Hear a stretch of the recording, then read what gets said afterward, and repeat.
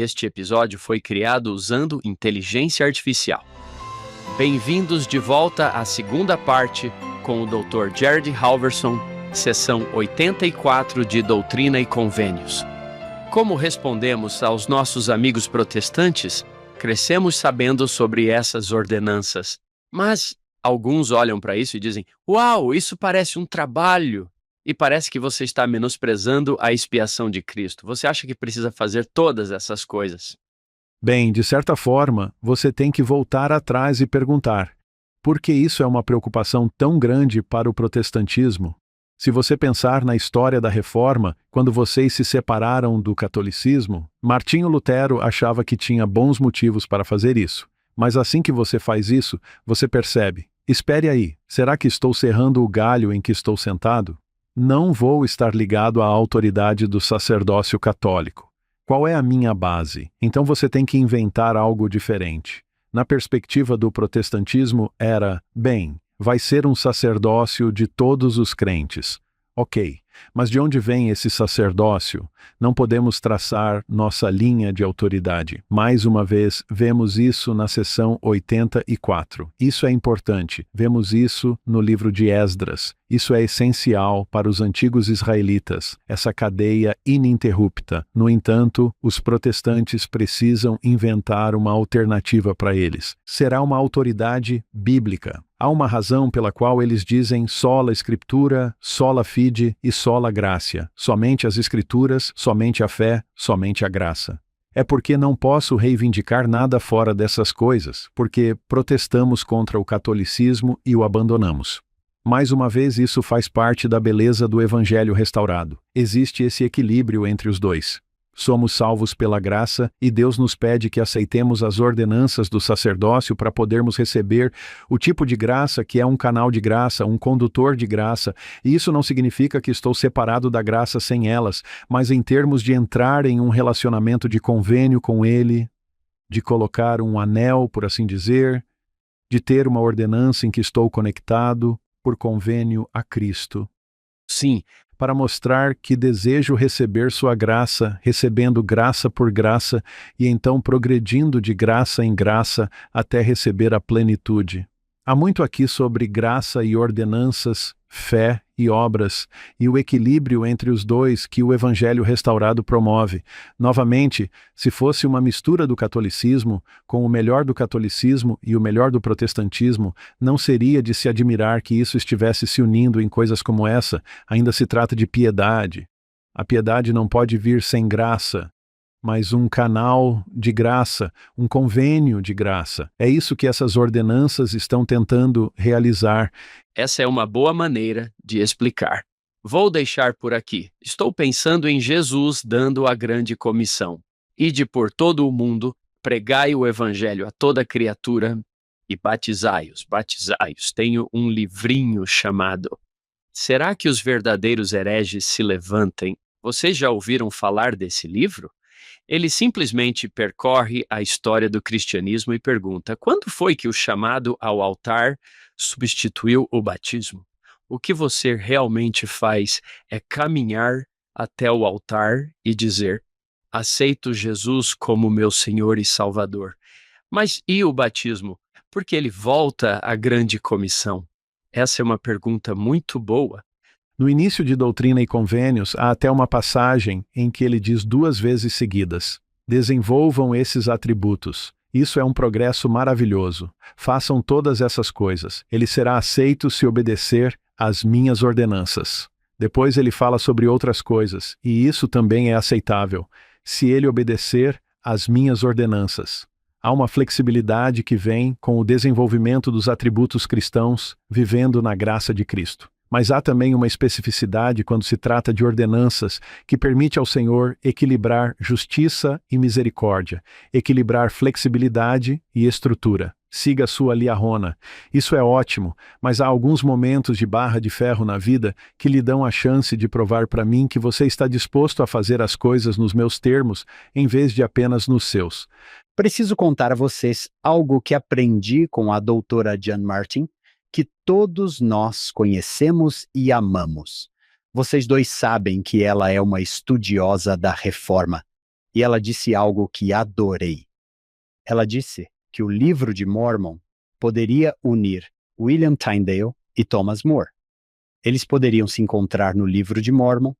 Fiquei fascinado com isso. Ela disse que Tyndale leria o livro de Mormon e More leria o livro de Mormon, e eles poderiam, de alguma forma, unir suas diferenças.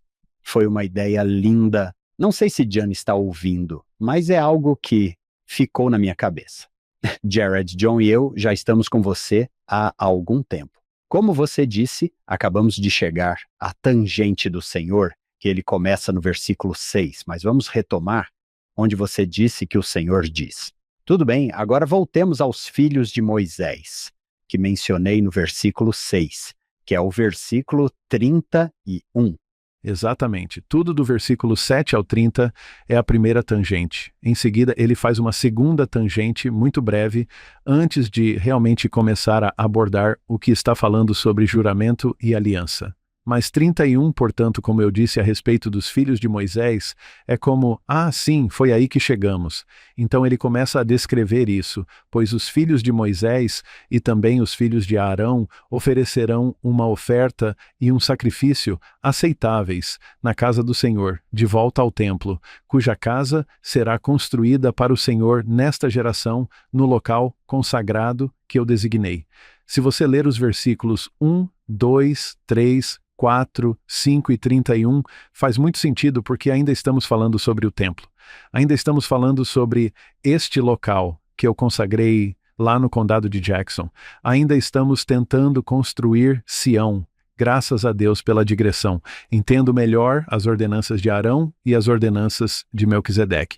Agora vamos nos concentrar no que é esse sacerdócio. 32, os filhos de Moisés. Moisés, vimos durante a digressão que há Melquisedeque e as ordenanças da piedade que vem disso e de Arão. Há as ordenanças e a justificação que vem disso. Os filhos de Moisés e de Arão, Melquisedeque e arônicos, serão cheios da glória do Senhor no Monte Sião. Vamos fundamentar isso em Sião, construindo a nova Jerusalém na casa do Senhor. Vamos fundamentar isso no templo cujos filhos vocês são. É absolutamente essencial compreender isso. Novamente, Malaquias 3. Quem são esses filhos de Levi que serão purificados? Bem, os filhos de Levi, a tribo de Levi. São Moisés e Arão. Se somos filhos e filhas de Moisés e Arão, se recebemos ordenanças por meio do sacerdócio de Arão e de Melquisedeque, agora fazemos parte disso. Essa casa, essa tribo, da qual agora somos filhos e filhas de Levi. Fomos purificados pelas ordenanças de Arão e Melquisedeque para poder entrar na casa do Senhor e apresentar a Deus esta oferta e justiça, que é o registro de todas as nossas dívidas. Agora restauramos o povo de Deus ao entendimento correto de quem eles são e a quem pertencem. Nós os restauramos a Deus. É disso que se trata tudo isso. Prometemos que faríamos isso. É aí que chegamos a este belo juramento e convênio do sacerdócio, do versículo 33 até os próximos 10 versículos, mais ou menos. É tão bonito ver o que Deus nos prometeu por meio dessas ordenanças, o que estamos prometendo a Ele ao recebermos essas ordenanças. A irmã Linda Burton, quando era presidente geral da Sociedade de Socorro, discursou em uma conferência da BYU para mulheres. Aqui está a presidente geral da Sociedade de Socorro, falando às mulheres da igreja. Ela as desafia a memorizar o juramento e convênio do sacerdócio. Esse é o belo momento em que o presidente Oaks está dando um discurso sobre o sacerdócio às irmãs da igreja. Se vocês têm autoridade, tem que ser autoridade do sacerdócio. Por quê? Que outro tipo de autoridade existe? Logo depois de desafiar as irmãs a memorizarem, ela disse: ao fazer isso, prometo que o Espírito Santo ampliará sua compreensão do sacerdócio e as inspirará e elevará de maneiras maravilhosas para que essas palavras passem pela mente de nossas filhas, de nossas irmãs, de nossas esposas, de nossas mães, por causa de sua autoridade do sacerdócio, de seu poder do sacerdócio. Se essa discussão sobre o sacerdócio está no contexto do templo, pensem no poder e na autoridade que Deus dá às suas filhas e seus filhos em sua casa para nos restaurar plenamente. Quero dizer, a ordem mais elevada do sacerdócio será patriarcal, o que significa que também deve ser matriarcal, que deve estar na ordenança do selamento. É quando o convênio abraâmico é totalmente renovado sobre nós. Não posso ser Abraão até encontrar minha Sara. Não posso. Não posso ter aumento eterno e a plenitude do sacerdócio e o grau mais elevado do reino celestial sem minha outra metade. É Adão, Ani, é Abraão e Sara. É Isaque e Rebeca. É essa combinação para ver filhas e filhos juntos no juramento e no convênio do sacerdócio. Isso é muito mais amplo do que às vezes resumimos quando dizemos a um grupo de jovens que isso é algo para vocês, pois os prepara para a ordenação ao sacerdócio superior mais tarde. Sim, essas são bênçãos secundárias. Há algo maior acontecendo aqui. Se isso é linha sobre linha, espere uma década, e você terá a sociedade de socorro sendo organizada em Nauvoo, segundo a ordem do sacerdócio. Não há diferença entre homens e mulheres no que diz respeito a receber as ordenanças do sacerdócio de Arão e de Melquisedeque. No templo, novamente, vemos mulheres oficiando da mesma forma que os homens. Estamos sendo guiados por pais celestiais para nos tornarmos pessoas como eles. Jared, posso dizer que as ordenanças não têm gênero? Exatamente. Nós nem mesmo entendemos todas as razões pelas quais existe qualquer tipo de diferenciação de gênero, mesmo no que diz respeito à ordenação. Se você quiser começar uma palavra, talvez este seja um bom exercício também. Escreva ORD no quadro e peça para preencherem o espaço em branco. Quando se trata do sacerdócio, eles dirão ordenação ou ordenança. Como vimos na seção 84, Deus se importa mais com as ordenanças do que com a ordenação em termos de prioridades. Oh, Jared, adoro que Deus se importe mais com ordenanças do que com ordenação. Todos nós recebemos as ordenanças, os que recebem as ordenanças do sacerdócio de Arão e as ordenanças do sacerdócio de Melquisedeque. Obrigado. Amém. Foi isso que Deus prometeu desde o início, na pré-morte. A promessa que ele fez foi que haveria um caminho para todos vocês voltarem para casa. Haverá uma queda, haverá uma criação, uma queda e uma expiação. Prometo todas as três coisas. Quando vocês caírem, haverá maneiras de se levantarem. Haverá ordenanças de justificação e ordenanças de santificação. Se pensávamos que Moisés se esforçou diligentemente para santificar seu povo, isso não é nada comparado à diligência do Pai em tentar nos santificar por meio do plano pelo qual ele enviou seu Filho. Aqui está este juramento, este convênio que Deus fez desde a pré-mortalidade, no versículo 33. Pois todo aquele que for fiel em obter estes dois sacerdócios de que falei e magnificar seu chamado, será santificado pelo Espírito para a renovação de seu corpo. Pensar em ser fiel para obter. Ora, isso é interessante. Estamos obtendo o ofício do sacerdócio ou obtendo as ordenanças do sacerdócio?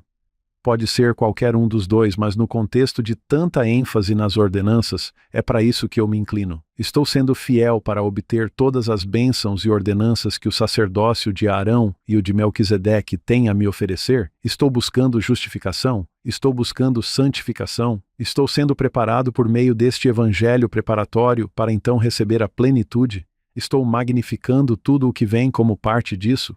Isso está me santificando por meio do Espírito? Meu corpo está sendo renovado nesse processo? Provavelmente todos nós já tivemos experiências com isso.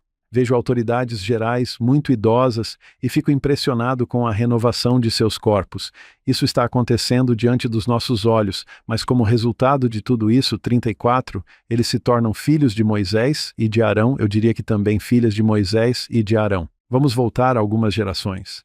Eles são a semente de Abraão e de Sara, portanto. Aqui eles estão fundamentados nas ordenanças do sacerdócio, mas também fundamentados no convênio de Abraão, pelo qual todas as famílias da terra serão abençoadas. Esta é Sião, é para todos. Estamos tentando trazer todos para casa. Aqui está a descendência de Abraão. É a igreja, mas mais do que isso, é o reino. Além disso, são os eleitos de Deus. Adoro essas identidades em camadas que são descritas no versículo 34, das quais fazemos parte porque fomos adotados, nesta família, por meio das ordenanças de salvação. No batismo, recebo uma nova identidade familiar. Assumi Cristo. Cristo é meu pai, a igreja é minha mãe, e eu faço parte dessa família. Quando recebo a investidura, recebo uma identidade familiar, um nome de família e uma responsabilidade familiar. Quando sou selado no templo, passo a fazer parte da aliança de Abraão, ao lado de Abraão e Sara, diante do altar. É incrível o que está acontecendo aqui. Então, vamos repetir e expandir o versículo 35, também todos aqueles que receberem este sacerdócio, recebendo suas ordenanças, recebendo suas bênçãos, recebendo sua orientação. Se vocês receberem esse sacerdócio, eles me receberão, diz o Senhor. E então, o efeito dominó continua. Pois aquele que recebe meus servos, recebe-me a mim. Aquele que me recebe, recebe meu Pai. Aquele que recebe meu Pai, recebe o reino de meu Pai. Portanto, tudo o que meu Pai tem será dado a eles. Isso está de acordo com o juramento e convênio que pertence ao sacerdócio. É para isso que serve, é o que prometi fazer. Quando você aceitou o plano na pré-mortalidade, se o objetivo desde o início era que o Pai nos desse tudo o que Ele tem, uau, como isso é possível, Ele está buscando diligentemente santificar as pessoas para que possamos contemplar sua face, entrar em seu descanso e permanecer lá eternamente. Isso é impossível por mim mesmo. Nenhum Abraão herdará nada disso sem Sara ao seu lado. A necessidade absoluta não apenas da divisão de tarefas entre as ordenanças de Arão e as ordenanças de Melquisedeque, mas também da divisão de tarefas entre mães e pais, esposas e maridos, sacerdotes e sacerdotisas, reis e rainhas. Mais uma vez, o templo é onde vemos tudo isso exposto de forma belíssima.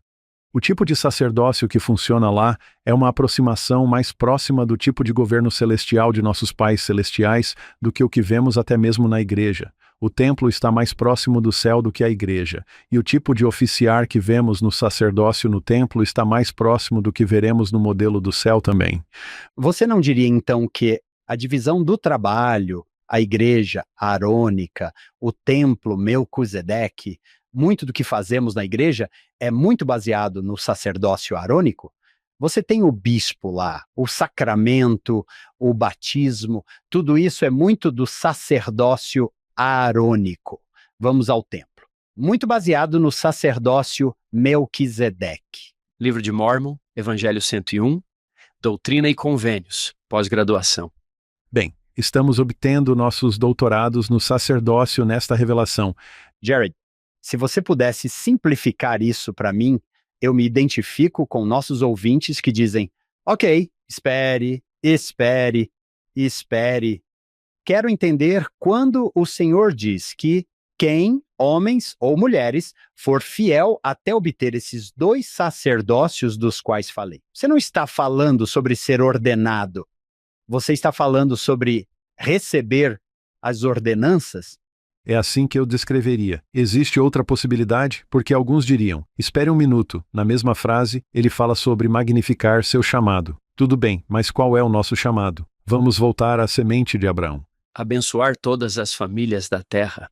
É tão radicalmente inclusivo que todas as famílias da terra têm que ser abençoadas por isso. Há um equilíbrio interessante na aliança abraâmica entre exclusividade e inclusividade. Porque quando ele diz em ti e na tua descendência, cuidado, isso é realmente exclusivo em nossa era pós-colonial. Isso não funciona bem, não pare por aí. Em ti e em tua descendência, há exclusividade, todas as famílias da terra serão abençoadas. A inclusão radical. Honestamente, no momento em que deixamos de ser inclusivos, Deus deixa de ser exclusivo em termos de nos escolher. Quero dizer, o Elder Bednar ensinou isso lindamente. Nós escolhemos Deus, é isso que faz Deus nos escolher, mas nossa função como povo escolhido é escolher todos os outros para serem escolhidos também. Mas no momento em que deixamos de ser uma igreja missionária, deixamos de ser a igreja de Deus. No momento em que deixamos de ser uma igreja do sacerdócio que estende as bênçãos das ordenanças do sacerdócio a todos os filhos de Deus, é nesse momento que também somos separados desse sacerdócio. Aqui está o seu juramento, aqui está o seu convênio. Trarei todos para casa. E como farei isso? Vou enviar Moisés, Aarons e Míriams. Vou enviar pessoas que irão estender essas bênçãos. O fato de que os homens não podem realizar ordenanças salvadoras no templo para as mulheres nos mostra que, se forem apenas os homens e sua ordenação ao sacerdócio para o ofício, então metade dos filhos de Deus não voltará para casa, o que significa que a outra metade também não voltará, já que não podemos voltar para casa de forma independente. Sem a outra metade. É incrível a combinação dos dois lados disso, que precisamos estar igualmente unidos e ansiosamente engajados neste trabalho, ou não vai funcionar. Nenhuma dessas bênçãos me chega independentemente do meu selamento com minha esposa.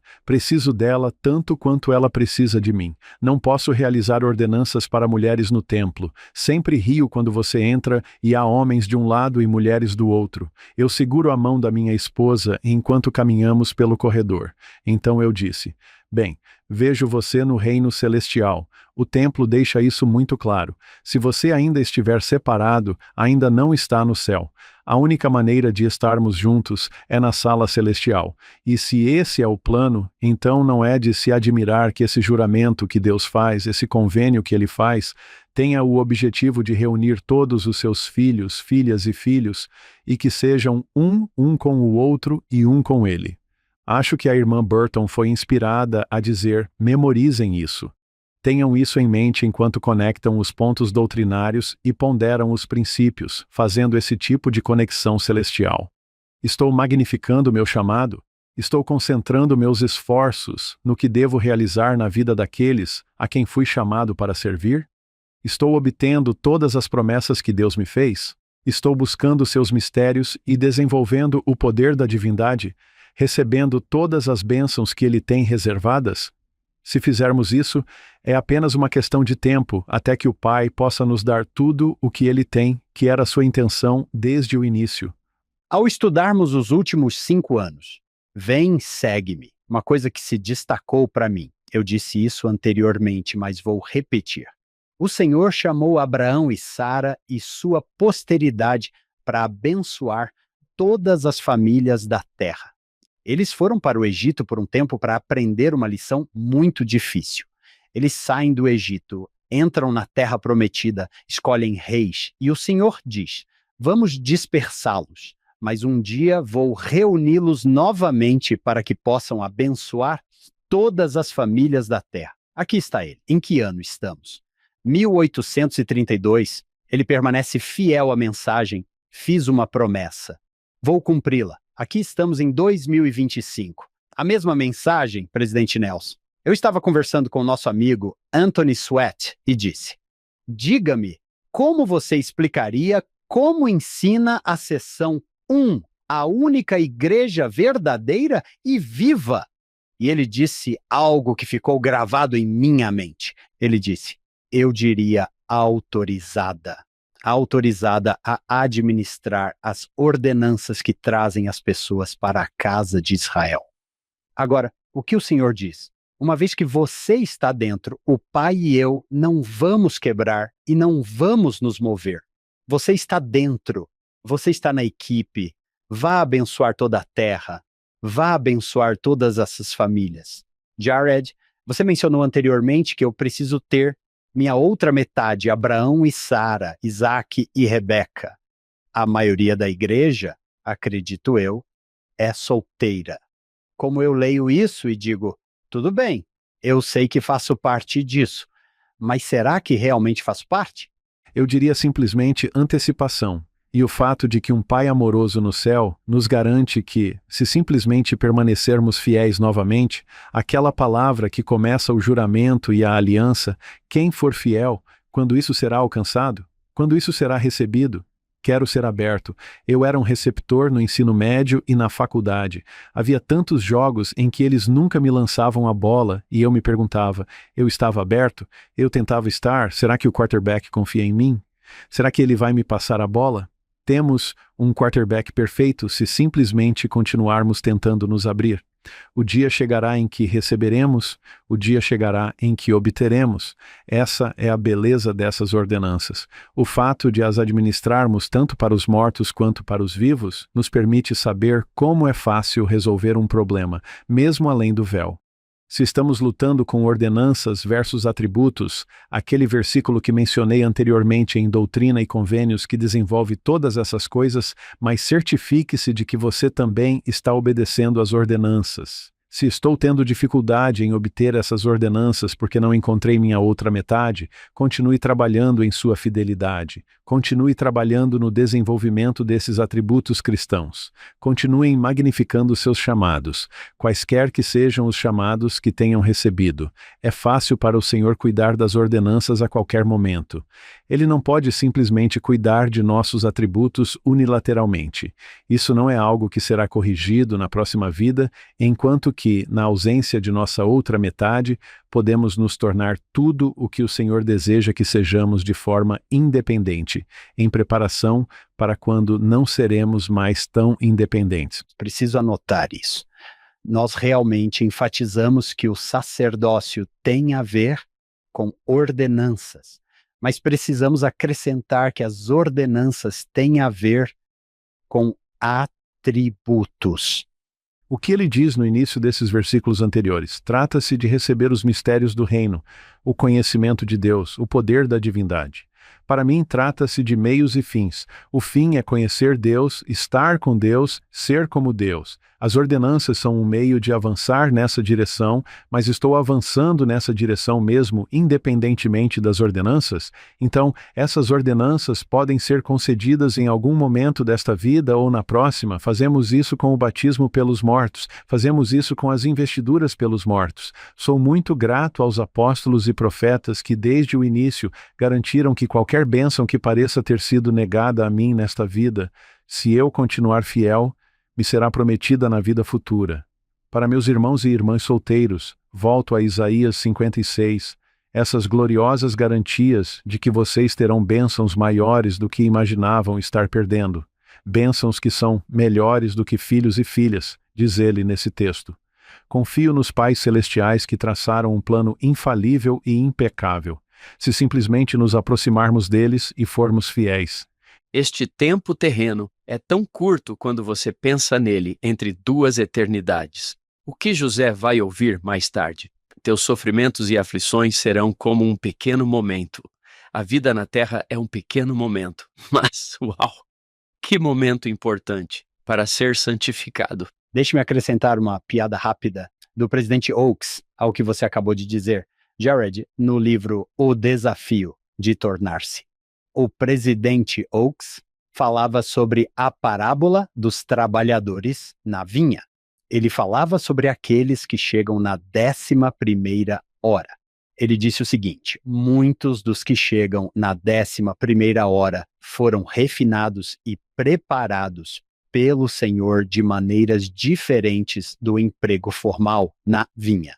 Como você disse, mesmo sem as ordenanças, estou caminhando em direção aos atributos. Esses trabalhadores são como uma mistura seca preparada, a qual basta adicionar água.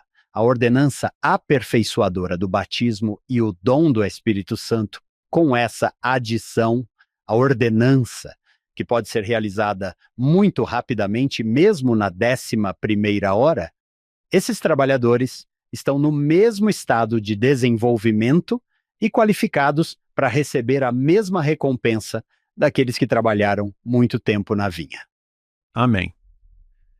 Bênçãos compensatórias, coisas que eles estão aprendendo ao longo do caminho que os ajudaram a acessar os mistérios de Deus e os poderes da divindade.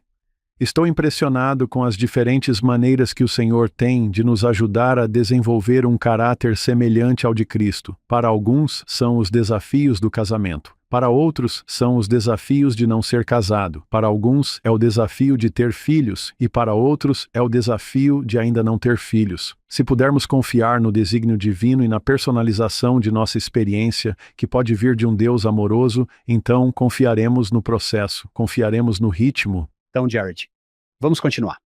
Esta é uma daquelas sessões que, se estivéssemos lendo uma sessão por dia em família, meus filhos olhariam e diriam: acho que não vamos terminar esta semana. É muito longo, vamos continuar. Para onde você quer ir agora?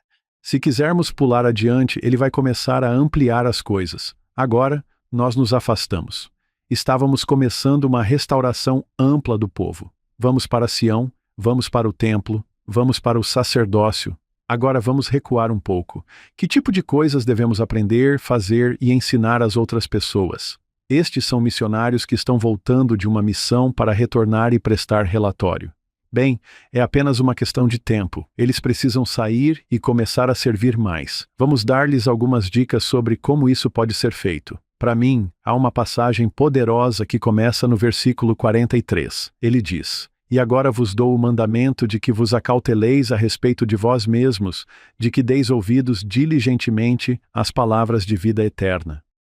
Ele diz no versículo 44, porque vivereis de toda palavra que sai da boca de Deus. Vemos isso também em outras escrituras. Jesus ensinou isso em sua montanha das tentações. Mas este é o momento em que quero fazer uma pausa e dizer: tudo bem, mas e se você estiver tentando ajudar alguém a viver de toda a palavra que sai da boca de Deus, e essa pessoa não quer nenhuma dessas palavras? O que faço com meu filho que está lutando em sua fé? O que faço com meu ente querido que deixou a igreja? Sempre que toco nesse assunto, eles evitam a conversa e a encerram logo de cara. O que faço nessas situações? Lembro-me de conversar com um grupo de capelães. Como explicar a verdade para pessoas em um mundo secular? Aqui estou eu, no exército. Sou capelão e estou tentando compartilhar princípios verdadeiros da Bíblia ou do livro de Mórmon, dependendo do que eles estiverem dispostos a ouvir. Mas, em um exército secular, algumas pessoas não estão muito abertas a nada. Mostrei essa passagem a eles porque nunca vi um lugar melhor nas Escrituras que apresentasse algumas possibilidades do que fazer quando não consigo compartilhar o Evangelho com alguém. Gostaria de ter entendido isso quando era missionário. Sou grato por finalmente estar começando a entender. Agora, o que eu amo nessa passagem, se você olhar o versículo 45, ele começa a dar vários sinônimos. Nos versículos 43 e 44, você precisa ter as palavras da vida eterna. Queremos ouvir diretamente da boca de Deus. Vamos dizer isso diretamente a você. Mas e se alguém bloquear isso? Isso me lembra alguém que está doente. O médico diz: bem, você precisa deste medicamento. Ele prescreve o medicamento. Então, você é alérgico a ele. É como: ótimo, o que devo fazer? A coisa que deveria me curar está causando problemas adicionais. Qual é a minha próxima opção? O médico normalmente diria: bem, existem outros medicamentos que atacam o mesmo problema, mas de uma maneira diferente. Existem alternativas? 45 nos dá algumas alternativas maravilhosas. Ele diz que a palavra do Senhor, que é o que ele tem dito nos 2 últimos versículos, é a verdade. Vamos acrescentar a verdade à mistura. Talvez isso seja um pouco menos bíblico e um pouco mais abrangente, pois tudo o que é verdade é luz. Pessoal, há algumas semanas falamos sobre a luz do ponto de vista da física. Talvez seja apenas uma questão de abrir os olhos. Estou começando a ver as coisas um pouco mais claramente. Está ficando cada vez mais claro à medida que nos aproximamos do dia perfeito. Será que consigo lidar com a luz? E quanto ao próximo sinônimo de tudo o que é luz, que é Espírito, até mesmo o Espírito de Jesus Cristo? Quando olho para o versículo 45, aqui temos 5 alternativas: palavra, verdade, luz, Espírito e Jesus. Qualquer um deles fará o mesmo bem. Levará as pessoas na direção certa. Agora, se estou falando com alguém que deixou a igreja ou alguém que é um humanista secular e não está realmente aberto a discussões missionárias, provavelmente não vou começar com Jesus. Provavelmente não vou começar com a palavra do Senhor. Quero dizer, alguém deixou a igreja, mas ainda é cristão. Ok, vamos falar de Jesus. Ok, se você ainda está se agarrando a Cristo, ótimo, podemos nos concentrar nele. Se alguém está aberto às Escrituras, ótimo, podemos fazer isso e posso construir sobre crenças comuns com meus irmãos e irmãs que acreditam na Bíblia e partir daí. Mas se a palavra soa muito bíblica, se Jesus soa muito religioso, Que tal verdade, luz e espírito? Com espírito, por exemplo, se até isso soa muito religioso. Bem, algumas pessoas dizem, bem, eu sou espiritual, não religioso. Ótimo. Então não vamos falar de religião. Vamos apenas falar de espírito, porque um pode levar ao outro. Eles se reforçam mutuamente de maneira bela, mas o que é menos tóxico nesta lista de sinônimos e, enquanto penso neste filho rebelde, ou se estou pensando neste cônjuge que deixou a igreja, não quero criticá-lo com as escrituras. Os duques aparecem quando estamos discutindo sobre isso. Em vez disso, vamos falar sobre coisas leves e que trazem perspectiva para a sua vida. Vamos falar sobre a verdade. Essa verdade pode vir de outras religiões do mundo, pode vir da filosofia, pode vir de filmes e música. Há tanta verdade bonita por aí. Quando ele diz espírito, há uma passagem em Gálatas 5. Aposto que todos nós citamos isso em nossas missões, que os frutos do espírito são, e então ele dá essa bela lista. É amor, é alegria, é mansidão, é esperança, todas essas coisas bonitas. Mas então você se lembra como Paulo termina esse versículo, é muito interessante. Ele dá toda essa lista linda dos frutos do Espírito. Então no final, ele diz, contra os quais não há lei. E o final disso sempre me confundiu, tipo, o que ele quer dizer com isso? Mas eu percebo que as pessoas que querem tornar sua religião ilegal em suas vidas nunca aprovariam uma lei contra o amor, a bondade, a gentileza e a esperança. É quase como se eu quisesse condenar a religião. Não quero a igreja na minha vida, mas os frutos do Espírito, bem, não podemos chamá-los de Espírito? Isso ainda parece muito religioso, mas ser bondoso e amoroso, ser manso e gentil, não vou aprovar uma lei contra isso. Quem faria isso contra o que não há lei? De certa forma, não há defesa. Isso é algo a que estou aberto e quero que faça parte da minha vida. Para mim, não é uma questão de como posso encaixar esta passagem bíblica no texto que envio ao meu filho rebelde, mas sim de como posso ajudá-lo a sentir o Espírito de Deus. Talvez nem lhe chame Espírito de Deus. Quantos passos preciso dar para chegar a um ponto em que eles se sintam seguros e baixem a guarda? Vou apenas ser a verdade em um livro que eles estão lendo e que não tem nada a ver com religião. Mas, cara, há muita verdade nisso. Posso construir a partir disso. 45 é esse belo primeiro passo de tenho todos os tipos de opções.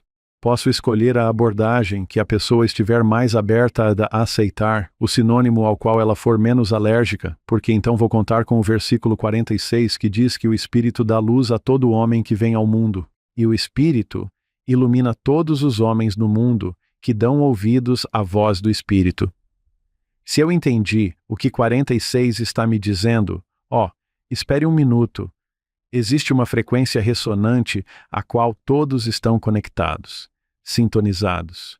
Todas as pessoas que já viveram têm a luz de Cristo em sua vida. Ela é dada a todos que vêm ao mundo.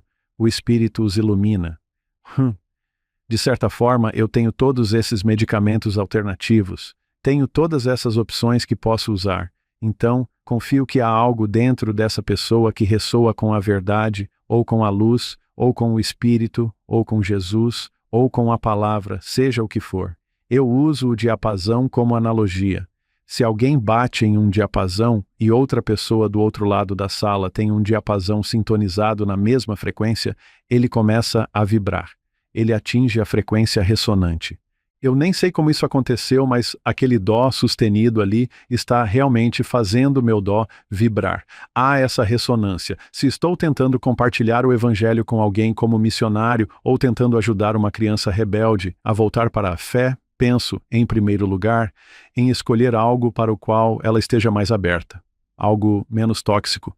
Aposte no fato de que há algo de bom nelas. Elas são filhas de Deus. Haverá uma frequência ressonante com qualquer verdade que eu oferecer. Então, no próximo versículo, estamos progredindo aqui, mas é lento. Versículo 47. E todo aquele que dá ouvidos à voz do Espírito vem a Deus, sim, o Pai. O que esse versículo acrescenta é que a frequência ressonante que tenho em mim também atua como um farol que me leva à fonte dessa frequência que é Deus. Escolha aquilo a que eles estão mais abertos, e se estiverem abertos a Jesus, aleluia. Mas se não estiverem, posso encontrar a verdade para a qual estão abertos e simplesmente tocar a corda certa.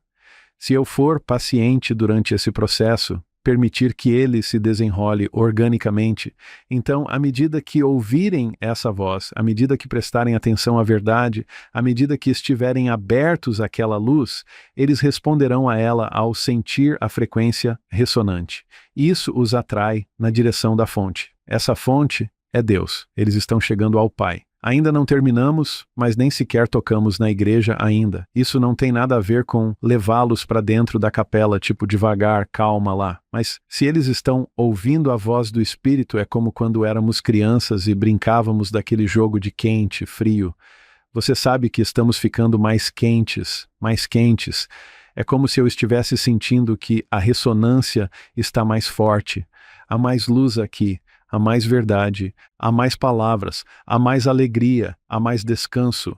Escolham qualquer palavra, mas quando me aproximo de Deus, mesmo do Pai, ao versículo 47. Agora, o versículo 48 é a primeira vez que a igreja finalmente entra em cena. 48, e o Pai lhe ensina o convênio que renovou e confirmou sobre vós. Vocês, membros da igreja, vocês, anciãos que se reuniram, o que foi confirmado sobre vocês para o seu bem. Sim, isso está ajudando vocês, mas isso não é egocêntrico.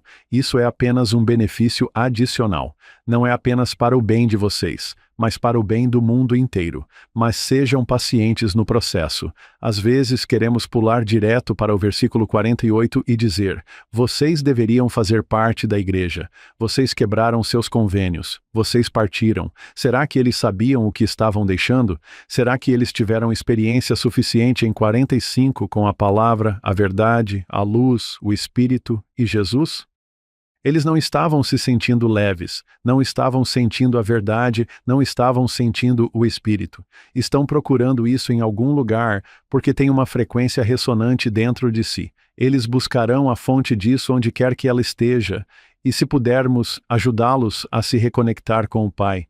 Adoro que seja o Pai que faz isso em 48, porque Ele os conhece, Ele sabe o ritmo certo, Ele sabe o processo certo, Ele faz do seu jeito e de acordo com a sua própria vontade.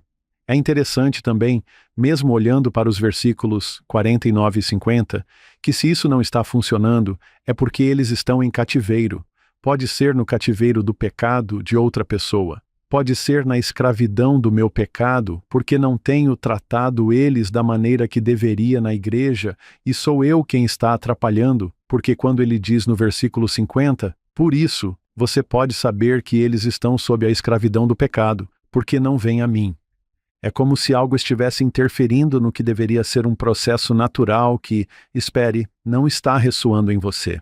Você não está se aproximando de Deus. Uau! Talvez eu precise voltar ao versículo 45 e repensar esses sinônimos. Estou fazendo algo que atrapalha a experiência deles com a luz, a verdade, a palavra, o Espírito ou Jesus? Se eu conseguir corrigir isso no que estou fazendo, se eu conseguir eliminar meu próprio pecado, se eu conseguir ajudá-los a superar o deles, então o processo natural se desenrolará. Minha esposa trabalha com recuperação de dependência química. Isso é que é falar sobre a escravidão do pecado. No entanto, é possível ver a bondade nesses irmãos e irmãs que estão lutando por suas vidas, tanto física quanto espiritualmente. É muito inspirador ouvir as histórias da minha esposa sobre esses lutadores incríveis que buscam a recuperação e permanecem nela.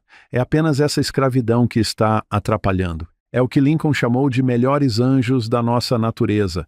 Esta passagem sugere que todos nós temos esses belos anjos da nossa natureza. Precisamos acessar esses melhores anjos.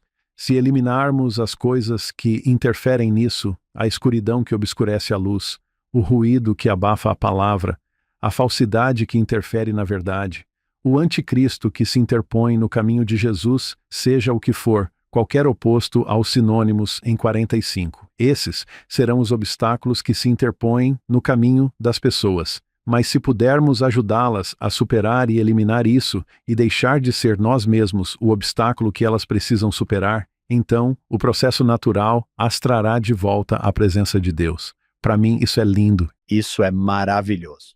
O Dr. Franklin esteve aqui para nos falar sobre a luz há algumas semanas. Ele disse que, às vezes, fazemos exatamente isso. temos uma lanterna muito forte. Queremos mostrar o caminho às pessoas, então apontamos diretamente para os olhos delas, certo? Olhem para esta luz que eu tenho e elas ficam ofuscadas. Não consigo ver nada. Agora, eu estava falando na conferência de mulheres na BYU. Eu perguntei, quantas de vocês têm um filho que não vai à igreja, que se afastou da igreja? Muitas levantaram a mão e eu perguntei, quantas de vocês enviaram uma mensagem para eles dizendo que a conferência geral foi há 2 semanas? A maioria levantou a mão, olhou umas para as outras e riu. Elas estão pulando para 48 quando precisamos ficar em 45? Compartilhe pensamentos positivos com os quais todos possam concordar. Pensamentos que todos possam amar. Contra os quais não há lei, não há ódio pela bondade. Poucas pessoas que eu conheço odeiam a bondade e a gentileza. Hank, você se lembra da história do garoto que apareceu na minha aula da escola dominical com um moicano e todo piercing? Bem, você começa com a roupa e a aparência? Não, isso é Stephen Covey. Mais uma vez, você começa com um relacionamento. Deus é real, Ele ama você, você começa com a verdade e a luz. Você pode encontrar a verdade e a luz em programas de TV. Eu vi um programa outro dia e aprendi a melhor lição. Bum! Que ótima pergunta para fazer às pessoas, sejam elas não membros, nunca tenham sido membros ou ex-membros. O que você aprendeu de verdade recentemente? Algo que tocou você. Exatamente. Seja onde for, de qualquer fonte. Para mim, essa é a alegria do diálogo interreligioso. Mesmo quando estou conversando com ex-membros da igreja, tento reformular isso em minha mente como: isso é apenas um diálogo interreligioso. Não preciso pensar nisso. Você costumava compartilhar minha fé e se afastou dela. Agora vou julgá-lo. Não, nós temos crenças diferentes, abordagens diferentes. Você provavelmente está lendo coisas que eu não estou lendo, o que significa que provavelmente está aprendendo verdades que eu não aprendi da mesma maneira, e eu só quero estar aberto a isso e honrar o fato de que eles estão em uma jornada, honrando o fato de que o versículo 46 ainda se aplica a eles, que eles têm a luz de Cristo, e isso os está levando na direção do bem. Me diga aonde isso está levando você. Essas podem ser experiências lindas. O desafio, porém, e acho que isso nos leva ao próximo ponto, é o que mencionei antes. E se for o meu pecado que está afastando as pessoas? E se eu for o obstáculo que está interferindo na frequência ressonante? Porque o Senhor usa uma linguagem bastante forte sobre sua igreja e algumas das maneiras pelas quais podemos atrapalhar as pessoas. Para este, poderíamos começar no versículo 54, por exemplo, onde ele diz: vossas mentes, no passado, estavam obscurecidas. Se estão obscurecidas, então você está impedindo a luz. Mas ele diz: porque vocês trataram com leviandade as coisas que receberam. Agora ele vai ser muito específico sobre o que são essas coisas, mas ele diz que essa vaidade, e essa é uma palavra interessante, o que é vaidade? Onde está a vaidade que me impede de aceitar o mesmo nível de entusiasmo que Deus me deu com este dom? Mas essa vaidade e incredulidade trouxeram toda a igreja sob condenação. Caramba! Para este, eu prefiro ir para a seção 1 e ver. Ei, nós somos a única igreja verdadeira e viva com a qual o Senhor está bem satisfeito. Eu gosto dessa. Lembre-se, a seção 1 foi dada em novembro de 1831, então não é tão distante assim. Espere aí, eu pensei que você gostava de nós. Você disse que gostava de nós. Agora estamos todos sob condenação. Isso é como o relacionamento do Senhor com Pedro. Parece que é assim em todos os capítulos. Sim, você está indo muito bem. Ótimo exemplo. Fique atrás de mim, Satanás. Sim, 56. Esta condenação repousa sobre os filhos de Sião, todos eles. Não se sintam como se fossem a boa exceção à regra. Agora nós estamos juntos nisto. Sião será um só coração, uma só mente. Então todos temos que nos unir, mas ele ainda não disse o que é. É a sua vaidade, é a sua incredulidade. Então, 57, tudo bem, deixe-me explicar. Eles permanecerão sob essa condenação até que se arrependam e se lembrem da nova aliança. Essa palavra continua aparecendo. A nova aliança até mesmo o livro de Mórmon e os mandamentos anteriores que eu lhes dei, não apenas para dizer que vocês podem falar do livro de Mórmon o quanto quiserem. Não apenas para dizer, mas para fazer de acordo com o que eu escrevi, para que possam produzir frutos dignos do reino do Pai. Caso contrário, permanecerá o flagelo e o julgamento a ser derramado sobre os filhos de Sião. Uau! Há algo no livro de Mórmon que é a chave para tudo isso. Este é um ponto sensível para Deus. Eu dei a vocês o livro de Mórmon e, na verdade, é aqui que entra a data, porque quando Joseph Smith recebeu o livro de Mórmon em 22 de setembro de 1827.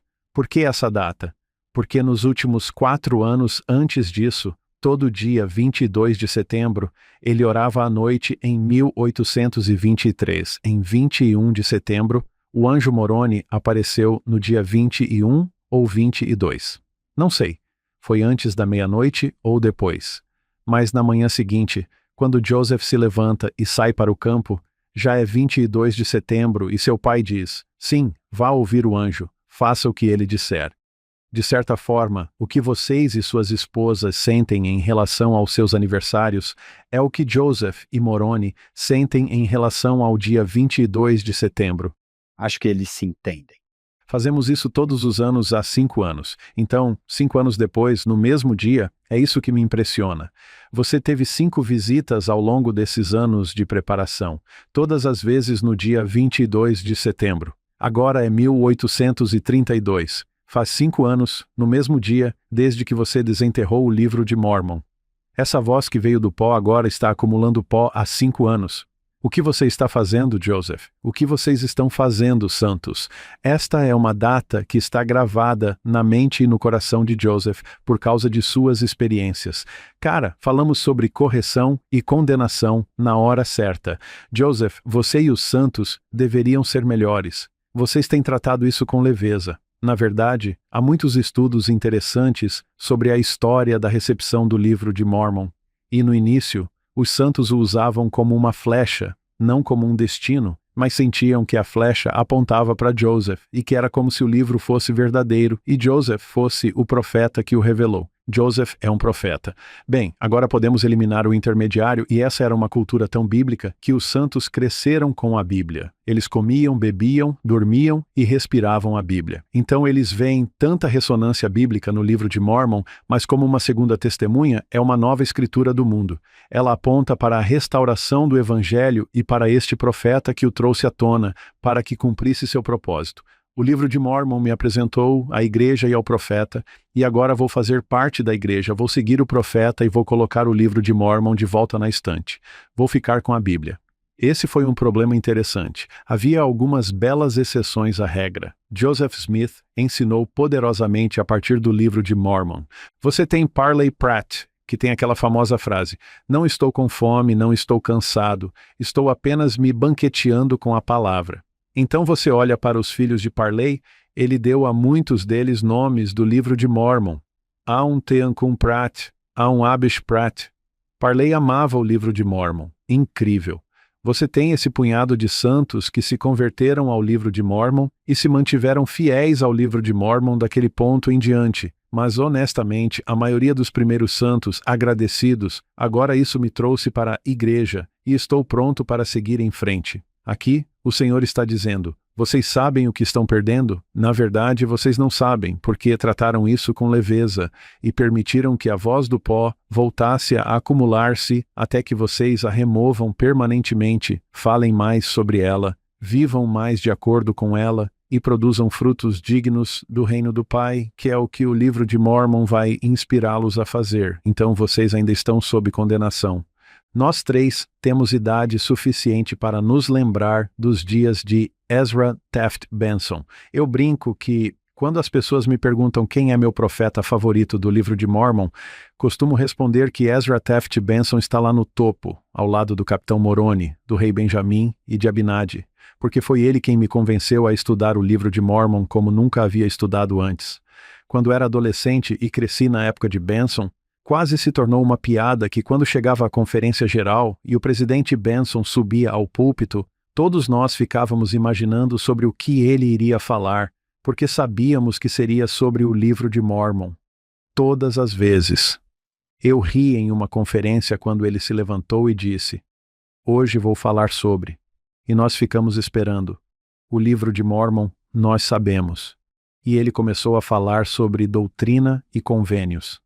Nós ficávamos tipo: "Uau, ele vai ensinar doutrina e convênios." Mas então ele dizia: "E é um testemunho do livro de Mórmon." Nós ficávamos: "Ah, tudo bem. Nós entendemos o que você fez, mas ainda é o livro de Mórmon." E parecia que, de vez em quando, ele se levantava, citava exatamente essa passagem da seção 84 e dizia: "A igreja está sob condenação por tratar o livro de Mórmon com leveza." Quero dizer, o seminário e o instituto só começaram a ensinar o livro de Mórmon muito tarde. O Senhor está lá em cima arrancando os cabelos, dizendo: "Vocês têm ideia do que estão perdendo?" Mais uma vez, presidente Benson, a igreja está sob condenação coletiva, todos os filhos de Sião. Não há exceções. Precisamos estudar o livro de Mórmon. Precisamos pregar o livro de Mórmon. Precisamos inundar a terra com o livro de Mórmon. Precisamos de arte, música, poesia e sermões do livro de Mórmon. Precisamos estar imersos nisso. Nós tentávamos. Líamos mais e estudávamos mais. Então, 6 meses depois, o presidente Benson se levantava e dizia: "Obrigado por todo o seu trabalho com o livro de Mórmon. Ainda estamos sob condenação por tratá-lo com leveza. Ah, tudo bem, ainda não fizemos o suficiente. Lembro-me de crescer com isso." Ele mudou a trajetória da igreja ao fundamentá-la no livro de Mórmon de maneiras que nenhum profeta anterior havia feito, exceto Joseph Smith. Provavelmente da mesma forma que o presidente Nelson está fundamentando a igreja na reunião de Israel e na aliança abraâmica de maneiras que nenhum profeta fez desde que Joseph Smith fez no início. Para mim, o poder do livro de Mórmon, que timing, que poder, que mensagem, o Senhor está enviando aqui de que, se você realmente deseja acessar o poder de Deus, sua voz e sua vontade, não há lugar melhor para ver isso do que no livro de Mórmon. Estou curioso para saber de vocês novamente se podemos canalizar nossos anos, Benson. Que efeito isso teve em vocês? Jared, eu me lembro da mesma coisa. Sabia que ele iria falar sobre o livro de Mórmon. Na verdade, tenho aqui um e-mail do irmão Brad Wilcox sobre um estudo que acho que foi feito pela educação religiosa. Calculamos as citações do livro de Mórmon feitas pelos membros da primeira presidência e do quórum dos 12 apóstolos nos discursos da Conferência Geral nos 20 anos anteriores à administração do presidente Benson e encontramos 1.233. Ok, isso em 20 anos. Durante os 8 anos de sua presidência, o profeta, videntes e reveladores citaram o livro de Mórmon 1.276 vezes. E nos 20 anos após sua morte, eles usaram 3.323 citações. Devido à diferença no tempo, calculamos a média de referências por conferência. Assim, antes da ênfase do presidente Benson no estudo do livro de Mórmon, esses líderes, e em particular citaram o livro de Mórmon, em média 30,8 vezes por conferência. Durante sua administração, eles suscitaram em média 79,8 vezes. Scroogewood, nos 20 anos após sua morte, incluíram uma média de 83,1 citações por conferência. É interessante ver que essa ênfase teve um impacto. Todos nós também ganhamos um testemunho disso. Uma das coisas interessantes que descobri como bispo foi a frequência com que sentia que a receita para um problema, fosse ele profissional, emocional ou conjugal, era: você está lendo o livro de Mórmon, o que parece estranho, mas há um poder espiritual que entra em sua vida. Você terá uma investidura do Espírito que o ajudará com qualquer problema. Exatamente. Porque, ao longo dessa revelação, vimos essa interação entre meios e fins, que o sacerdócio é apenas um meio para um fim maior, que é a divindade. A igreja é um meio para um fim maior, que é a restauração do povo. O que você está descrevendo é absolutamente fundamental em nossa perspectiva sobre o livro de Mórmon, porque o livro de Mórmon é muito autoconsciente. Ele fala sobre si mesmo com frequência, mas não é egocêntrico. Não é como se dissesse: olhem para mim, eu sou incrível, eu sou uma escritura. Vocês deveriam me estudar mais. É como Nefi diz, no final de 2 Nefi 33. Se você não gosta do meu livro, espero que goste de Jesus, porque esse é o objetivo de tudo. Agora, é claro, se você gosta de Jesus, acho que você gosta do livro porque são as palavras dele, mas não estou confundindo meios e fins. A mensagem do livro de Mormon não é sobre o livro de Mormon, é sobre Jesus. O Elder Packer costumava dizer que somos mais frequentemente condenados por nossos pecados do que por eles, o que significa que há algo inerente em nossas ações que nos condena. Não é como se Deus tivesse que intervir e nos punir. Veja esse pensamento aqui na seção 84. Por que a igreja está sob condenação? Não, vocês já se condenaram porque não são cristãos. Vocês, santos dos últimos dias, são mormons, porque afirmam acreditar no livro de Mormon, mas na verdade não o leem. Vocês não o praticam, não permitem que ele produza frutos dignos do reino de seu Pai. Vocês viram todo este livro como um fim. Este é o livro que me diferencia daqueles que acreditam na Bíblia. Esta é a evidência da restauração. Agora estou seguindo Joseph Smith. Ele diz: não, esse nunca foi o objetivo. Pelo menos não o objetivo final. Era um meio para atingir esse fim, que era transformar vocês em pessoas totalmente cristãs. O livro de Mormon fará isso melhor do que qualquer outra coisa que eu já vi. Este livro foi feito para tornar todos nós cristãos. Talvez seja uma boa hora nesta semana para ouvir Segurança para a Alma, do Elder Holland.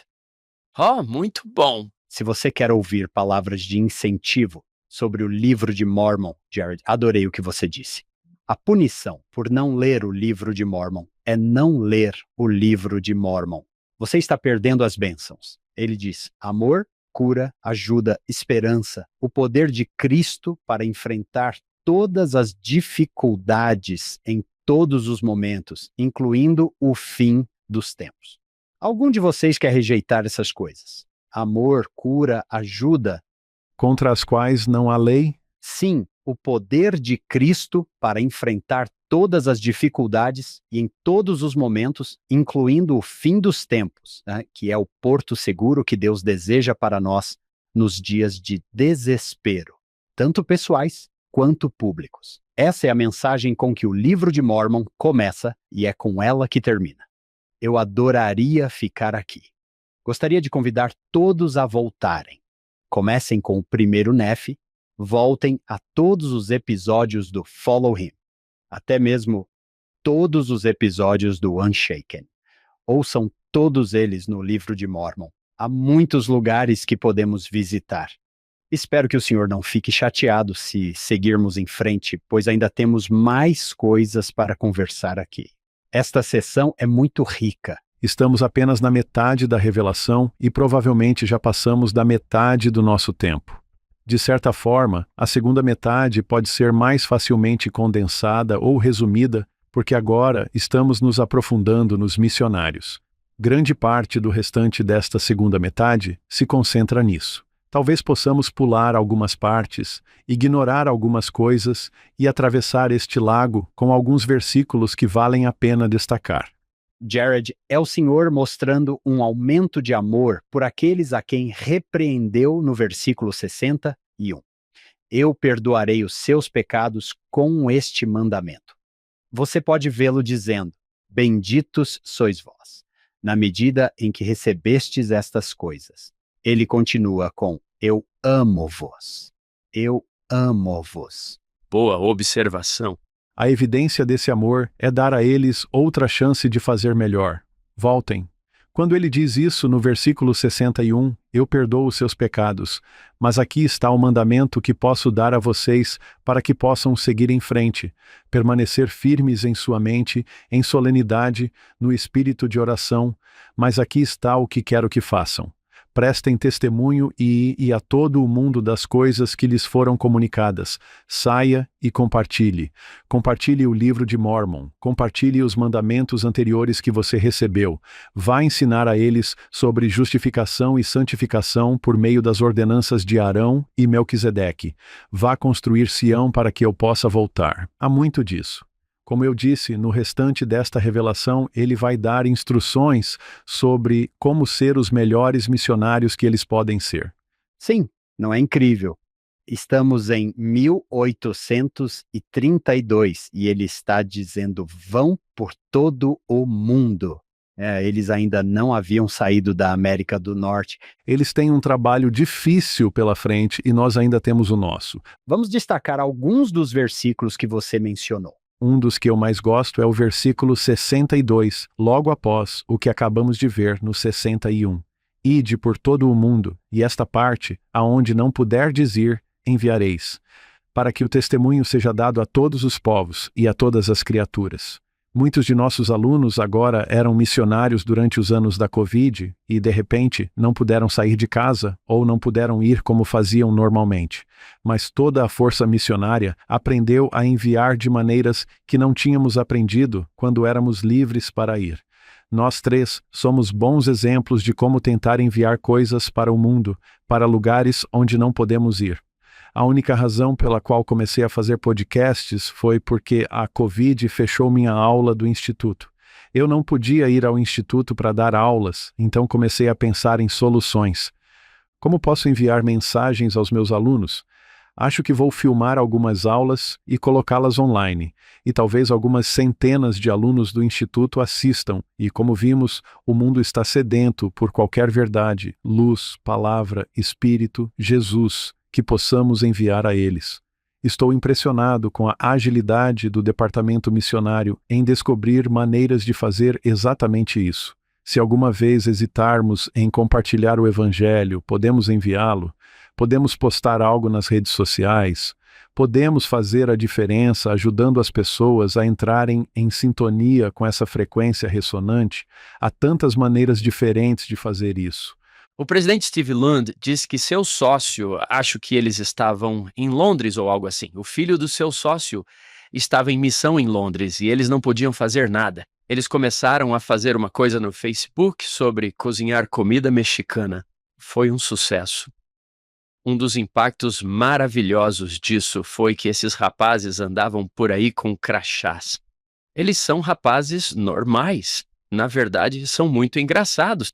Causaram uma boa impressão enquanto conversavam. Lembro-me de outros missionários, o garoto sentado lá falando sobre o Evangelho. Ele estava driblando uma bola de basquete. Então ele jogou para trás e acertou como se fosse um arremesso. Não sei quantas horas você passou fazendo isso, mas essas coisas viraram uma loucura. Isso não está no pregar meu Evangelho. Há tanta coisa desconhecida pela frente para eles. Eles não têm noção da tecnologia de comunicação como a conhecemos hoje. No entanto, estão fazendo isso com panfletos, publicando jornais e fazendo tudo o que podem para divulgar a mensagem. Há tanta coisa aqui e me sinto culpado por cada versículo que pulamos. Ele mostra os sinais que seguirão aqueles que crerem. Ele mostra os dons e poderes que dará a seus servos quando saírem para compartilhar o Evangelho.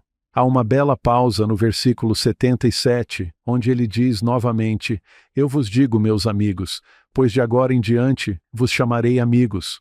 É conveniente que eu vos dê este mandamento, que vos torneis como meus amigos nos dias em que eu estava com eles, viajando para pregar o Evangelho com o meu poder. Você tem um vislumbre do caráter de Cristo. No meio de todas essas instruções sobre como ser missionários, ele simplesmente faz uma pausa e lembra a eles: vocês não são o primeiro grupo de missionários que enviei e não são o primeiro grupo que instruí. Na verdade, vocês, missionários dos últimos dias, me lembram meus missionários dos tempos antigos. Eles eram meus amigos, assim como vocês. Adorei. Veja o versículo 80, logo depois disso. Qualquer homem que for e pregar este evangelho do reino e não deixar de continuar fiel em todas as coisas, não ficará cansado em sua mente. Quero dizer, isso remete ao juramento e ao convênio do sacerdócio. Você será fiel em obter e receber. Você não ficará cansado porque eu renovarei seu corpo e o santificarei pelo Espírito. Você não ficará obscurecido porque está cheio de luz e está compartilhando-a. Nem em corpo, membro ou junta, nem um cabelo de sua cabeça cairá por terra sem que eu saiba, e eles não terão fome nem sede. Isso é muito parecido com o que Jesus ensinou aos seus apóstolos originais, aqueles primeiros amigos. Minha favorita é a versículo 85. De todas as promessas que o Senhor faz aos missionários, essa é a que mais duvidei antes da minha missão e a que mais me converteu no final, 85. Não pensem antecipadamente no que dirão, mas guardem continuamente em sua mente as palavras de vida, e na hora certa lhes será dado o que cada um deve dizer.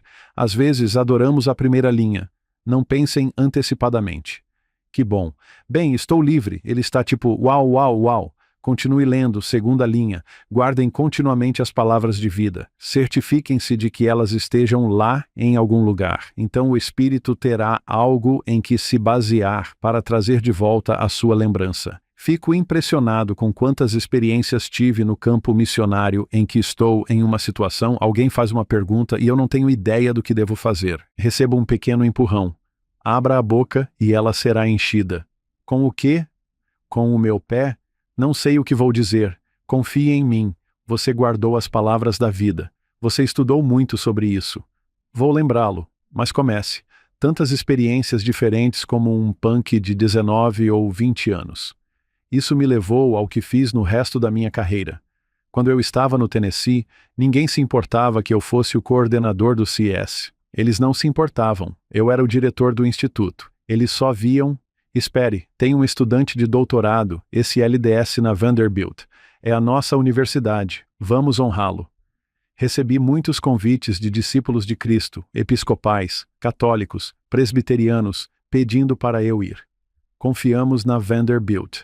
Não conhecemos você, mas confiamos na sua escola.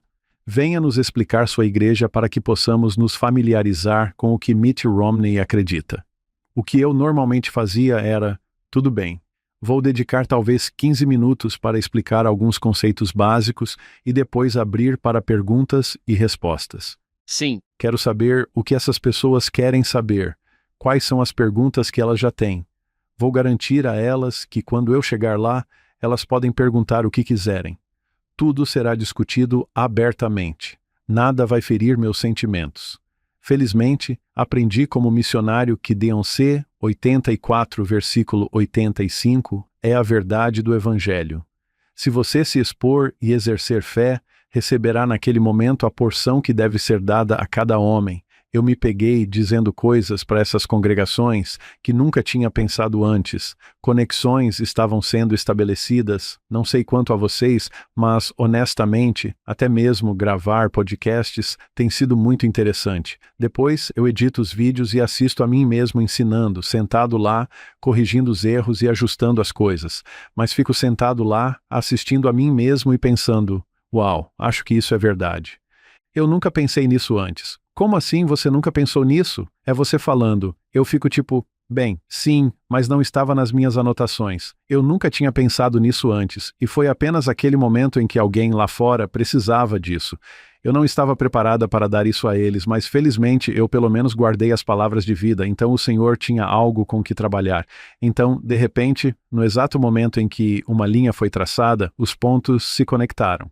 Eu me ouvi dizer coisas que nunca tinha ouvido alguém dizer para mim. Estou aprendendo. É a coisa mais estranha.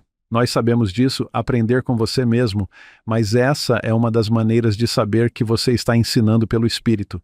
Você está aprendendo coisas que ainda não sabia. A sessão 84, versículo 85, foi o que me deu a coragem inicial. Tipo, tudo bem, acho que vamos fazer isso então, já bastam as vezes que o Senhor apareceu e honrou essa promessa. Agora, quando encontro pessoas que odeiam a igreja e estão abandonando a fé, eu pergunto, qual é a sua pergunta? Vamos nos aprofundar nisso. Estou animado para ver o que o Senhor nos dará. Tive muitos momentos assim neste programa, em que tudo se encaixou e, de repente, aconteceu algo que não poderia ter acontecido apenas a nós três. Nós três precisávamos estar conversando juntos para que aquele momento de clareza acontecesse. Acho que nosso público muitas vezes pensa, vocês têm tudo planejado, está tudo nos seus planos de aula ou nos seus esboços. Muitas vezes é no momento. Uau, acabei de ensinar a verdade e ela ressoou e estava certa, mas eu nunca tinha pensado nisso nesses termos. Sim, você fica bom em fazer parecer que sempre soube disso. Você mantém uma cara de pau, tipo, Uau, isso foi. Quer dizer, claro, eu já fiz isso antes. Vocês já deram algum comentário sobre suas próprias aulas? Você fica tipo, uau, isso foi muito bom. Seus alunos dizem, você acabou de se elogiar? Acho que sim. Eu só nunca tinha pensado nisso antes. O Senhor continua oferecendo esse tipo de garantia e promessa aos seus servos e, se você pular para o versículo 88, este é um que eu sei que o presidente Monson amava muito e citava com frequência. Quem vos receber, eu também estarei lá, pois irei adiante de vós. Estarei à vossa direita, à vossa esquerda, e o meu espírito estará em vosso coração. Os meus anjos estarão ao vosso redor para vos sustentar. Isso é estar cercado por esse Espírito Celestial. É como se eu estivesse atrás de você, ao seu lado, à sua frente, acima e abaixo. Não há como você não conseguir, porque estou com você em cada passo do caminho. Jacó 5. O Senhor da vinha trabalhou com eles. Ele não está em sua torre olhando para baixo. Ele está lado a lado. Devemos cantar por um momento, porque no final desta parte há um belo hino de louvor. Gostaria que tivéssemos a música, temos a letra. Estou esperando alguém com talento para escrever a melodia do versículo 98, onde ele diz: até que todos me conheçam, desde o menor até o maior, e sejam cheios do conhecimento do Senhor, e vejam com os próprios olhos, e levantem a voz, e cantem juntos esta nova canção, dizendo. Os versículos 99 a 102 são a canção. É linda. Às vezes o que perdemos no versículo 98 é que ele está citando Isaías 52 ali mesmo. Isaías 52 é o que Abinadi citou, é o que Jesus citou. É como são belos sobre os montes os pés dos que anunciam a paz. É essa passagem que corre como um fio de ouro por todo o livro de Mórmon. Nós só queremos que o mundo conheça o Príncipe da Paz. Quando finalmente o conhecermos, cantaremos juntos esta bela canção nova, da maneira como está descrita no versículo 99. O Senhor trouxe de volta Sião. Foi assim que esta revelação começou. É isso que estamos tentando construir. O Senhor redimiu seu povo Israel. Finalmente fomos restaurados a um relacionamento correto com Ele. Existe o convênio abraâmico, o juramento e convênio do sacerdócio. Tudo está sendo cumprido da maneira que o Senhor pretendia. No versículo 100, o Senhor redimiu seu povo. Satanás está preso e o tempo não existe mais. Estamos começando a ter uma noção da segunda vinda? O Senhor reuniu todas as coisas em uma, que é a missão desta dispensação final, de acordo com o livro de Efésios, que reuniremos em uma todas as coisas em Cristo, toda a verdade, toda a luz, todo o Espírito, toda a palavra, todo Jesus. O Senhor trouxe Sião do alto. O Senhor trouxe Sião do abismo, a Sião vindo de baixo, encontrando Sião vindo do alto, a cidade de Enoque encontrando a nova Jerusalém. É glorioso o que estamos cantando em 101. A terra se esforçou e trouxe à luz sua força, e a verdade está estabelecida em suas entranhas, e os céus sorriram para ela em uma revelação sobre o livro de Mórmon e esta voz do pó. Aqui está a terra trazendo-a de suas entranhas, quero dizer, dando à luz as escrituras que vão mudar o mundo. O céu sorri sobre tudo isso. Ela está vestida com a glória de seu Deus para ser vestida, para ser coberta, para ser dotada. Essa é a palavra. Dotação é uma vestimenta de poder do alto. Ele está no meio de seu povo. Há uma segunda vinda, Cristo vindo repentinamente ao seu templo, como Malaquias prometeu que aconteceria, versículo 102, glória, honra, poder e força serão atribuídos ao nosso Deus, pois Ele é cheio de misericórdia, justiça, graça e verdade, e paz para todos sempre. Amém. É como a oração do Senhor. Eu só quero cantar junto com Andrea Bocelli. Como posso deixar de cantar? Esta é a segunda vinda. Esta é Sião. Se existe um hino nacional no reino de Deus, talvez esta seja a letra. John, sei que digo isso muitas vezes, mas vamos nos lembrar disso. Isso veio de um fazendeiro de 26 anos. Acho que o Senhor está seguindo seu próprio conselho com todos nós, porque depois que isso foi feito, eles colocaram a caneta na mesa. É como uma pausa, como uau, são 2 da manhã. Estamos gravando esta revelação desde o dia 22 até o dia 23. Vamos pausar aqui. É bem ali que há uma pausa nos manuscritos. Então, eles voltam mais tarde, no dia 23, e pegam os últimos 17 ou 18 versículos que começam no 103. Se eu pudesse apenas apontar algumas últimas coisas. Isso é mais linguístico, é semântico, mas a maneira como o Senhor expressa algumas coisas me fez parar para refletir. Uma delas está no versículo 112, onde há algumas orientações dadas ao bispo Newell K. Whitney. Ele é instruído a viajar por todas as igrejas, procurando os pobres para suprir suas necessidades, humilhando os ricos e os orgulhosos. Isso remete a muito do que Doutrina e Convênios ensina sobre consagração. Ricos e pobres se aproximando, mas a expressão que me chamou a atenção foi procurar, porque acho que muitas vezes respondemos às necessidades das pessoas, mas talvez não sejamos proativos em procurar as pessoas que precisam de ajuda, especialmente na cultura sud. Temos muita dificuldade em pedir ajuda. Somos independentes demais porque nossos antepassados pioneiros nos criaram assim. Agora, não vou pedir ajuda. Vou me levantar com minhas próprias forças. Adoro que o bispo seja instruído a procurar. Não basta responder àqueles que vêm, sair e encontrá-los. Sinto isso fortemente com as pessoas com quem trabalho, que estão em crise de fé. Não basta apenas esperar que elas venham. Preciso procurar. Preciso entrar em contato. Preciso sair e deixar as pessoas saberem que estou disposto a conversar. Vocês não serão julgados. Só espero que possamos ser muito mais proativos do que temos sido, em vez de apenas reativos quando alguém chega com uma necessidade, porque muitas vezes, quando isso acontece, a ajuda real já era necessária há muito tempo. Então, essa é uma questão com a qual precisamos lutar. A outra é uma abordagem que nós, como missionários ou membros, poderíamos adotar um pouco melhor. O final desta revelação é bastante intenso, especialmente se você mora em Nova York, Albany ou Boston. Há algumas palavras fortes sobre destruição. Se estamos falando da segunda vinda e da Nova Jerusalém, bem antes de chegarmos a Adam onde Armã, temos que passar pelo Armagedon. Isso é algo assustador. Se pensarmos nisso no contexto da segunda vinda, pensando no fim do mundo e na abominação da desolação de que Ezequiel falou e que Jesus falou em Mateus 24, a seção 84 termina com esse tipo de advertência apocalíptica, mas ele diz algo que acho fascinante no versículo 117.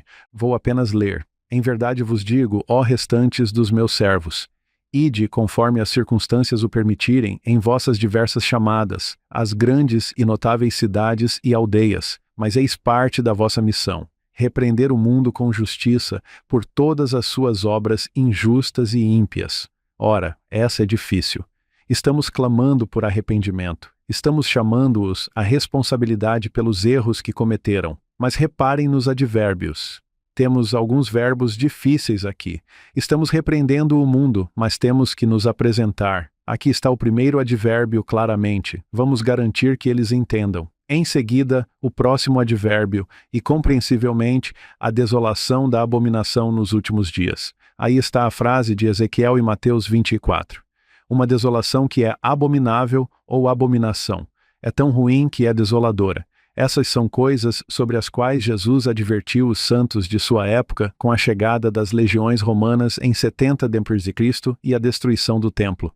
Uma prévia das destruições que virão no que diz respeito ao fim dos tempos e aos últimos dias antes da vinda de Cristo. Em outras palavras, clame por arrependimento, porque as pessoas precisam saber as consequências de seus pecados. Parte do que teremos que fazer é expor essas consequências.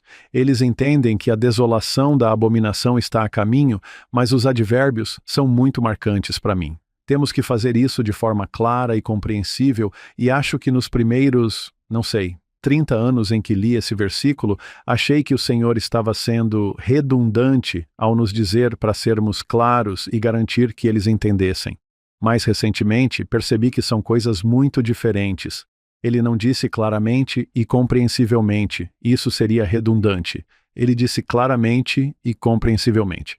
Se eu for claro, eles me entendem, mas se eu for compreensivo, então eu os entendo. Acho que uma das coisas mais difíceis de ser missionário ou clamar pelo arrependimento é que queremos ser tão claros que acabamos expondo tudo. Isso é o que vai acontecer, e essas são as consequências. É melhor pecar pelo excesso de clareza. Temos dificuldade em ser suficientemente compreensivos quando tentamos entender de onde alguém está vindo. Ouvimos o lado da história deles. Tentamos entender por que estão enfrentando dificuldades em certas áreas ou por que deixaram a igreja e por que consideram as palavras e Jesus tóxicos, mas talvez a verdade e a luz, talvez eu esteja aberto a isso.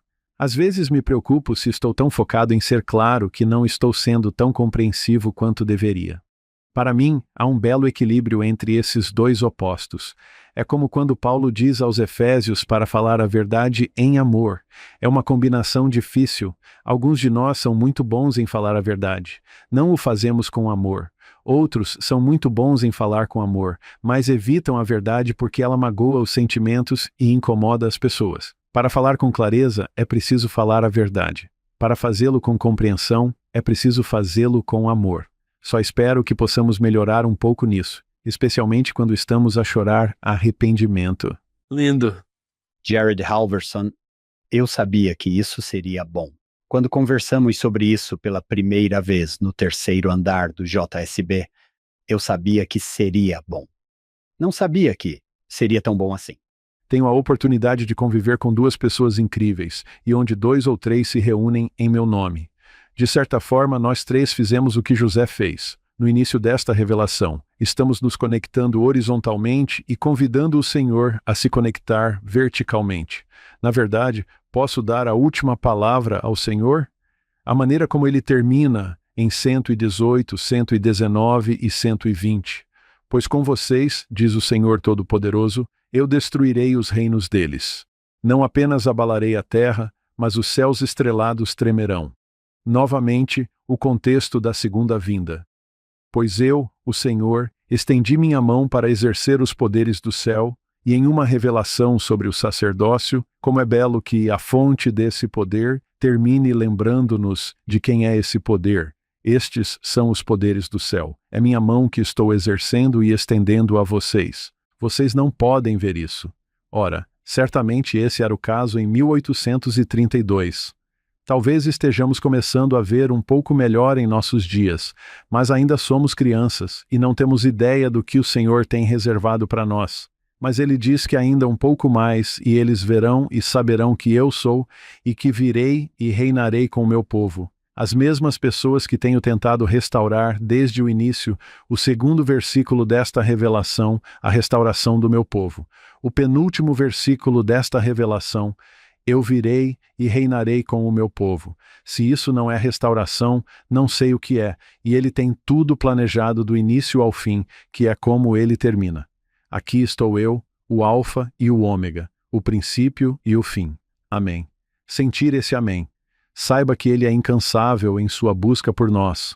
Só espero que nós também sejamos. As ordenanças são o que nos conectam. Se pudermos nos apoiar nisso, viver isso e convidar o resto do mundo para isso também, tudo ficará bem e todas as coisas ficarão bem. Já disse isso antes, John, mas sei que quando estou em sintonia com o Espírito, não quero que isso acabe. Jared, obrigado. Obrigado por passar seu tempo conosco. Foi um tempo muito bem gasto. Mais uma vez, sou muito grato por tudo o que você faz. Sou grato por tudo o que podemos fazer. É divertido sentir que somos todos uma grande faculdade online. Levar a palavra a lugares onde não podemos ir, na esperança de que as pessoas sintam que esta é a maneira do Senhor estar ao seu redor, sustentando-as e levando-as para casa. É tudo o que esperamos. Essa é a nossa esperança. Estamos na mesma equipe, é a equipe dele. Ele é o nosso líder. Com isso, gostaríamos de agradecer ao doutor Jared Halverson por estar conosco hoje. Esperamos que todos confiram o livro Unshaken, caso ainda não o tenham feito. Queremos agradecer à nossa produtora executiva, Shannon Sorensen, e aos nossos patrocinadores, David e Verla Sorensen. Em cada episódio, lembramos do nosso fundador, Steve Sorensen. Junte-se a nós na próxima semana. Temos mais sessões de doutrina e convênios, chegando no Follow Him. Obrigado por se juntar a nós no episódio de hoje.